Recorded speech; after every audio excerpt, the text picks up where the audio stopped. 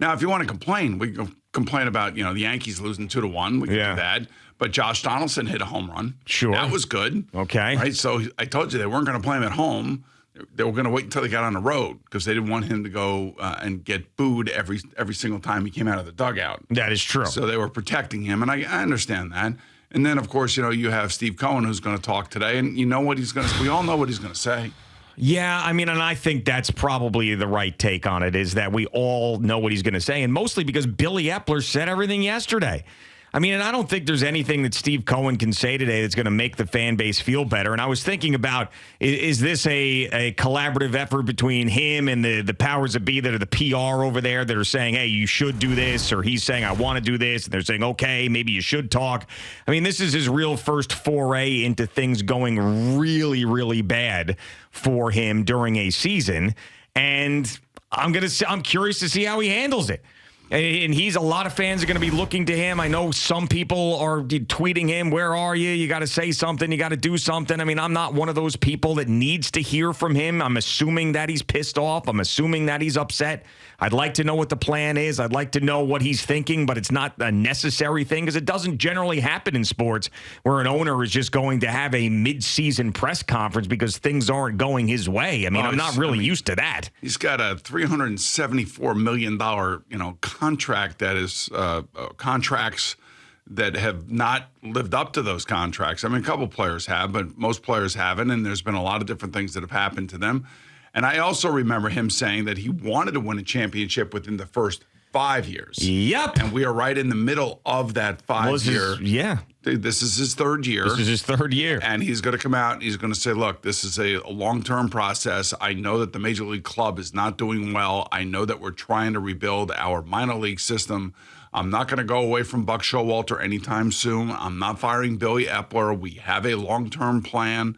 And he's already said it. He said, I'm not going to go in there and blow things up and, fire people left and right. He's not that kind of guy. So I think he's just going to reassure the Met fan once again that, look, I'll do whatever it takes for us to win. I want to win just as bad as you do. And he's spending so much money, not just on the roster, but on so many other things, the improvements in the stadium, the fan experience at the stadium, everything that goes on around the Mets. They're trying to get, and I hate to say this, but it's true, they're trying to get where the Dodgers and the Yankees are. They want to get to where they are, where they can be consistent winners every single year. Now, they may not win World Series titles, but they win. And they have a DNA and a culture that when they put on those uniforms, there is an expectation by those players that they got to go out and they got to go play. And, that comes from the fans, but that also comes from the ownership and the legacy that George Steinbrenner left behind. Sure. And then the previous legacies, way back when they won all those championships, when they were the dominant team in baseball. Yeah, I mean, that's what Steve Cohen is trying to build. As he said from the beginning, sustained success and being one of those teams that you can count on being in the mix every single year that we have watched either in our own division with the Atlanta Braves or in this town with the New York Yankees. I mean, we don't see the Dodgers as much. The Dodgers have had a lot of success recently, but the Met fan has seen it up close. They've seen two organizations for the better part now of 30 years just continue to churn out winning seasons and sustain success. It doesn't always turn into World Series championships, but they have been championships along the way, and that's what Steve Cohen wants, and maybe he's thinking bigger picture, and this year to him, even though it's not working out, isn't the be-all, end-all, because he's got a plan down the road, and it's a marathon, not a sprint, and all these cliches he could throw out there. But the fact of the matter still is there were a lot of Met fans that bought in both emotionally and financially into this team. I mean, there was a paid attendance we talked about yesterday of 34,000 on that Monday night game against the Brewers that they ended up losing. And I don't know if that many people ended up showing up, but those are all tickets that were bought prior to the season starting because everybody was fired up about the team with what they did last year during the regular season and the offseason that they were having. Well, he's added stars, at least in name. When you talk about Verlander and Scherzer, you want to go see those guys pitch, because especially I think Verlander this year after what he did last year and won a Cy Young. So he added stars to this team. There's no question about that. And plus, of course, you have your own stars that you either extended or will extend in the case of Pete Alonso. So I I understand why. I'm still invested. I still watch. I don't know whether I watch because I'm waiting for somebody else to screw up and I'm taking joy out of that, which I don't believe I don't think I feel that way. I like what I saw last night. It was fun watching it, and when I finally got home to be able to watch it. But it was that I'd like to see more of that. And remember, we were talking about where are they going to be by the time the All-Star break comes around, and you felt like, I think there were 16 games left. You were like 13-3, 14-2, something like that. Would be the only way that I would take them seriously. Now, I didn't think they were going to do it.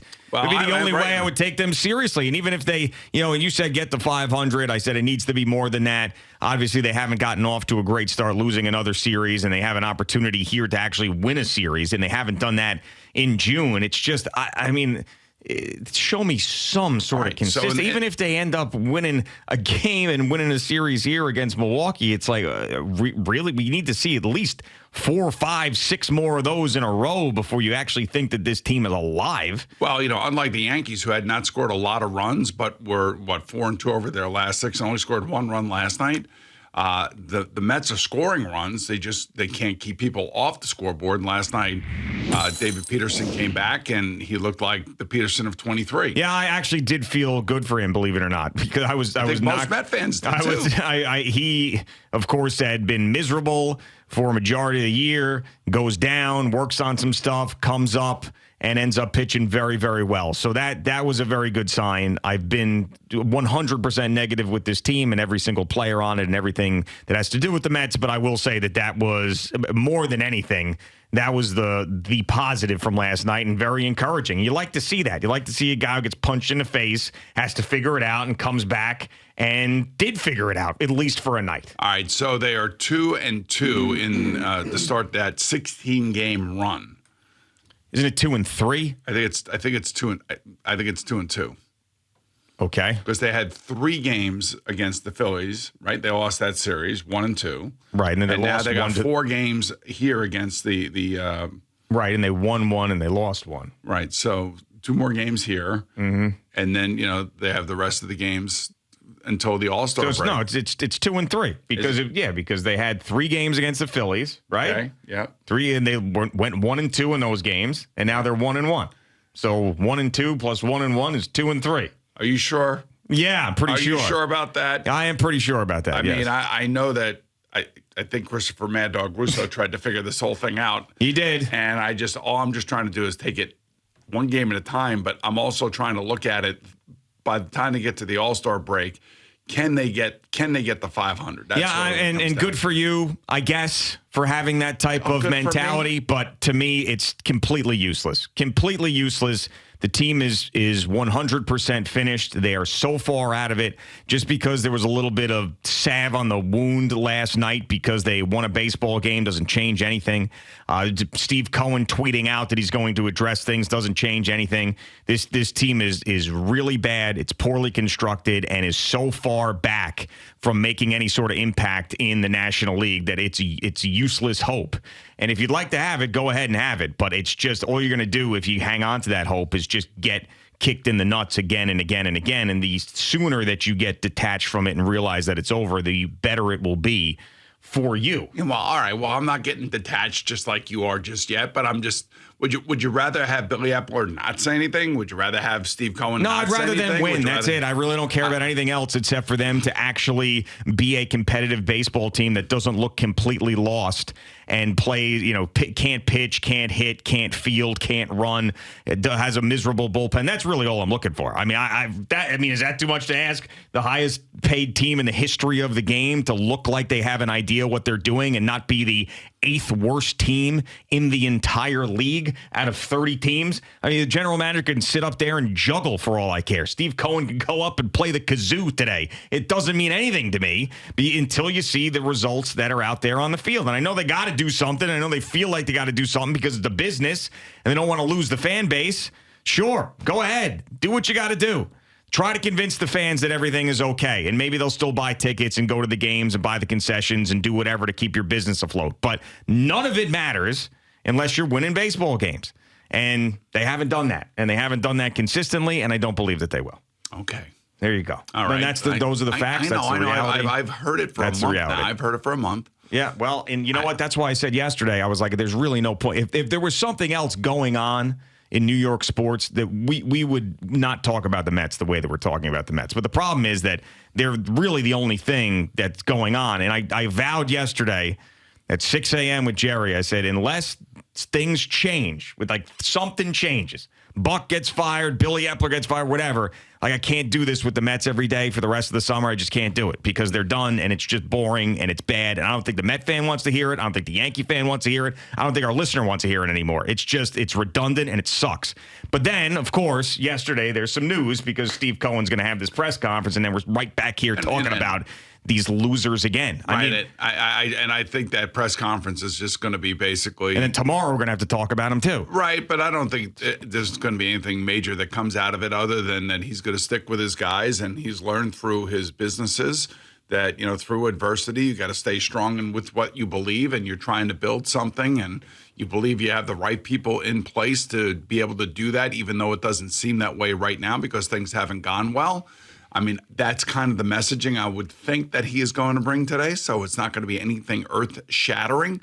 The other thing, too, the reason that we end up talking about them a lot is because, as you mentioned last week, when you were talking about the Nets and the disaster that the Nets were, and you were talking about, is that a bigger disaster or are the Mets giving how much money they're spending on this roster, the people that they brought in here, is that a bigger story of failure than the Nets have been? Yeah. And we talked about the Nets over and over and over and over again, just simply because you couldn't believe that, or we couldn't believe that, the amount of money that they were spending and the amount of assets that they were giving up to try to bring players in here to try to fix it in the short term never worked out.